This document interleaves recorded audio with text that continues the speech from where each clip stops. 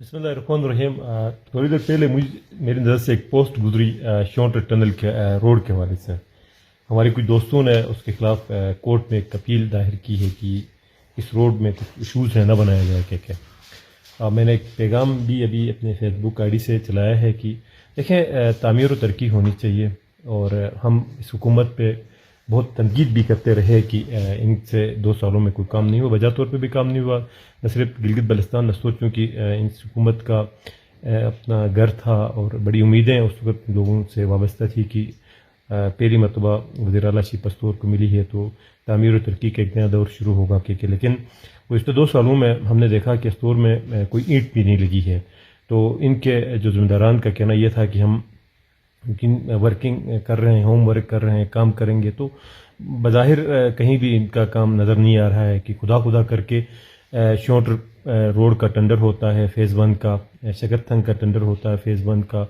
تو بڑی ایک اچھی ایک خبر تھی استور کے ان مایوس کن لوگوں کے لیے، ان لوگوں کے لیے جو بہت زیادہ مایوس ہو چکے تھے حکومت کی کارکردگی سے.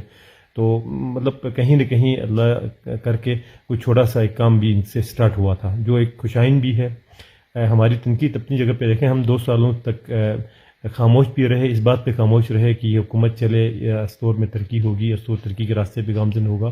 تو استور کے اندر بڑا ایک اچھی ایک خبر یہ تھی کہ 7-10 ارب کا ایک پروجیکٹ ہے، 7-8 ارب کا ایک اور پروجیکٹ ہے. چلیں پروجیکٹ کے آنے سے استور میں تعمیر و ترقی کا ایک باب کھلے گا. لیکن ہمارے کچھ دوستوں نے اس کے اگینسٹ پہ ایک ریٹ پٹیشن کی ہے.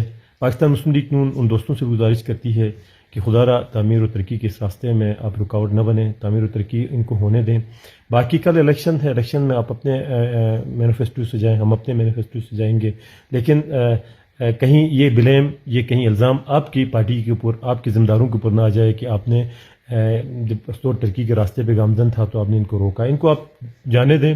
ویسے بھی ان کی کارکردگی اتنی خوشائن نہیں ہے جن کے ان کے دعوے تھے.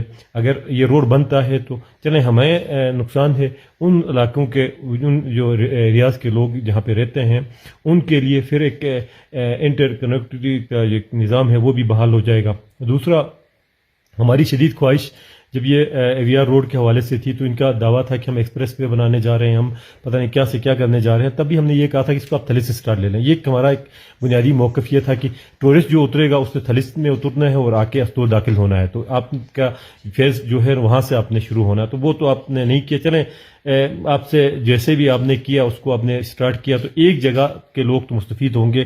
کل اللہ کرے کہ آپ فیز 2 تھلس سے سٹارٹ ہو جائے گا. اگر ان سے نہیں ہو گیا تو ہم اللہ کرے ہم حکومت میں آ جائیں گے، کوئی اور بھائی حکومت میں آ جائے گا تو وہ بنا کے دے گا. لیکن میری ذاتی رائے، میرا پیغام ان تمام دوستوں کے لیے یہ ہے کہ آپ کم از کم تعمیر و ترقی کے راستے میں رکاوٹ نہ بنیں، ان کو کرنے دیں. ویسے بھی ان لوگوں نے ایکسپوز ہونا ہے. ان کی بہت ساری اس پروجیکٹ کے اندر بھی کک بیکس کا استعمال ہوا ہے، بہت ساری خامیاں کوتاہیاں ہوئی ہیں، وہ ایک اپنی جگہ پہ ہے. لیکن کل ہم یہ کہہ سکتے ہیں سینہ تان کے کہ ہم ان کے راستے میں رکاوٹ نہیں بنے، ہم نے ان کو کام کرنے دیا تو کام کرنے دیا جائے. پھر کل کلا کو دیکھ لیں گے کہ یہ کیا کہاں تک پہنچتے ہیں. تو آپ سب کا شکریہ. امید ہے کہ آپ میری رائے سے اتفاق کریں گے. Thank you.